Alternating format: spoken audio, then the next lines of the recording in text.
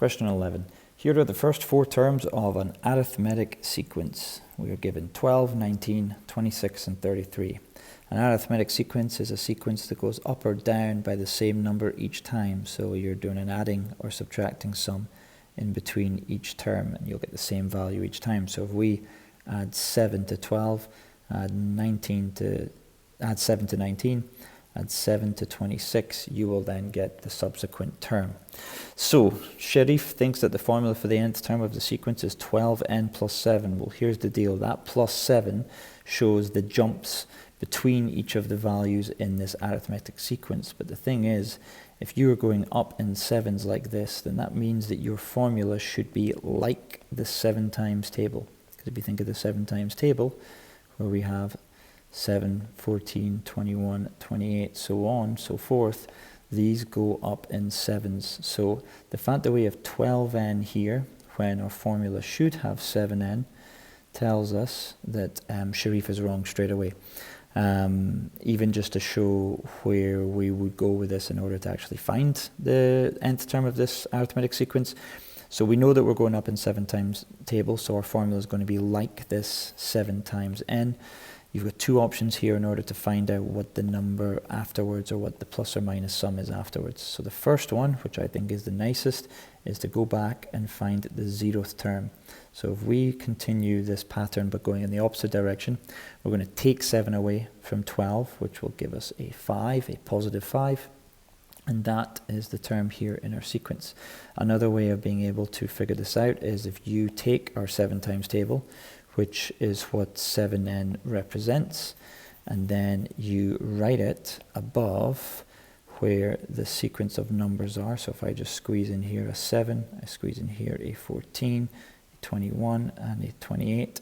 If you look at each of these numbers in yellow, and you ask yourself, what do I have to do to change them in order to turn them into the numbers below?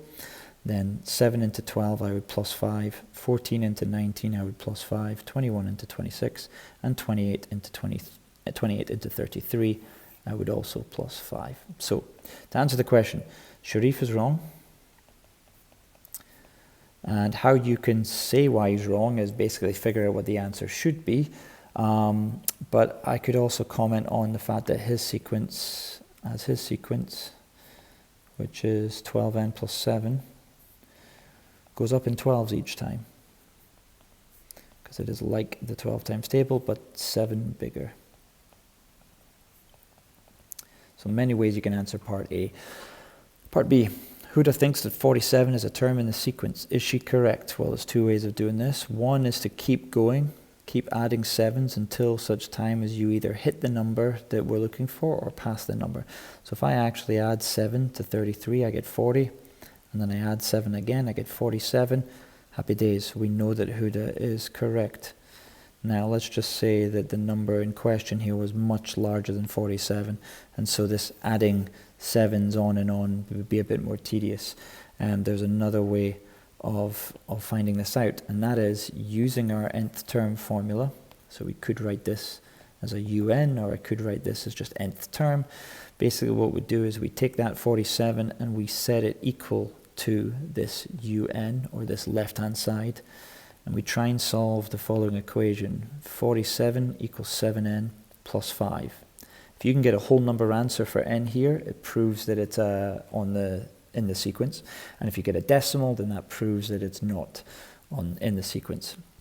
So to solve this equation, we're going to take away 5 from both sides first of all, giving us 42 is 7n, and then we divide both sides by 7, giving us n is 6, or 6 equals n. So not only is Huda correct, 47 is the 6th term in the sequence.